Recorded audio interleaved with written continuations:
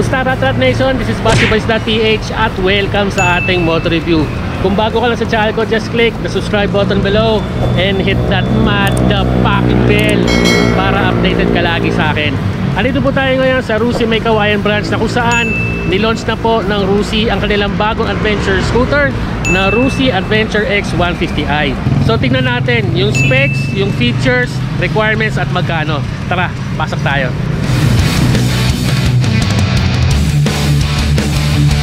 At eto na nga, bumisita na nga tayo sa Rusi May Kawayan na kung saan dumating na yung trending at viral ngayon sa motorcycle community ang bagong adventure scooter ni Rusi Philippines. Syempre at excited na tayo na makasabay ng mga bigating maxi scooter tulad ng NMAX, Aerox, ADV 160 at PCX itong Rusi Adventure X 150i. Makikita natin na yung front design nito ay may hawig sa Italjet. Very aggressive design and at the same time sobrang ganda ng kaha nito. Kung naghahanap kayo ng alternative na mas mura na adventure scooter, pwede nyo rin itong i-consider itong Rusi Adventure X 150i. Yung mga mahihilig sa long ride, malayo ang mararating nyo dito dahil may fuel tank capacity po ito na 11 liters with fuel consumption of 40 kilometers per liter. Tipid pa rin siya sa gasolina kahit pang malakasan na ang makina nito. Carry pa rin ang bigat nito, 142 kilograms lang. Sakto lang ang ground clearance nito, 120mm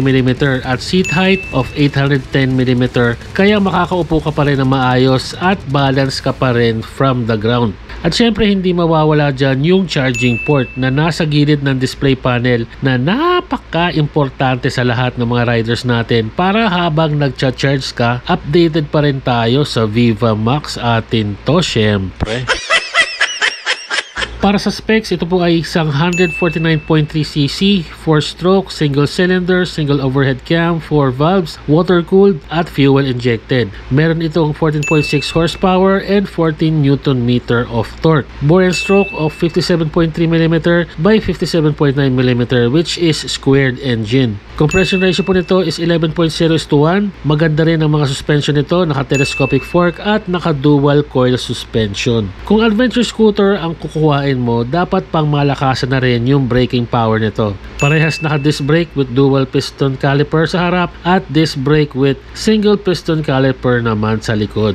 Swak sa bangkingan ang mga gulong nito, 110/80/14 and 130/70/13 which is dual sports tires. Para sa mga features nito, naka-CBS or combi brake system, napakalakas ng headlight nito dahil ito po ay naka-projector lamps. Naka-OLED lighting system, naka-naked handlebar, adjustable windscreen, may full LCD display, malinaw at nababasa ang mga information nito. May storage compartment, kasya ang isang full face helmet at marami ka ring mailalagay ng mga importanteng bagay dito. Yung material ng handle switch nila, same sa mga tie switch. Mukhang tatagal naman ito ng ilang taon. Meron passing light, turn signals, high and low at busina. Sa kabila naman may kill switch, headlight switch and electric start. May console box sa kaliwa para easy access sa mga pwede mong ilagay na mga personal belongings. Rusi Adventure X 150i has an SRP of 110,000 pesos, down payment of 10,000 and 36 months of 4,495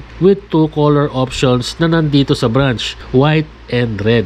At kung ikukumpara natin siya sa ibang mga maxi scooter at adventure scooter na 150 to 155cc, lumalabas na mas mura pa rin siya kahit na combi brake system si Rusi Adventure X 150i. Para sa mga requirements, eto po siya.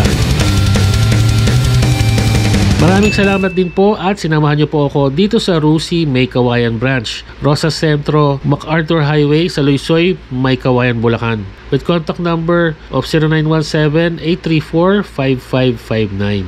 Bisitahin nyo lang po itong Rusi May Kawayan Bulacan branch para makuha nyo na ang inyong bagong Rusi Adventure X 150i. Ang tanong, based sa specs, features at presyo, magiging mabenta ba ang Rusi Adventure X 150i sa halagang 110,000 pesos? Comment down below, magmahiya para mabigyan natin ng tips at ideas ang ating mga moto viewers. Para sa mga updates ng ating motor review, please follow us on our Facebook page, Facebook Reels, YouTube Shorts, and YouTube channel, BaseBoys.ph. Please like and share ang ating mga motor reviews para mabigyan natin ng detalyado at kumpletong information ang ating mga moto viewers para makapili sila ng kanilang dream bike. Maraming salamat po sa inyong pagtangkilik at pagsuporta. Ride safe, Rat Rat Nation!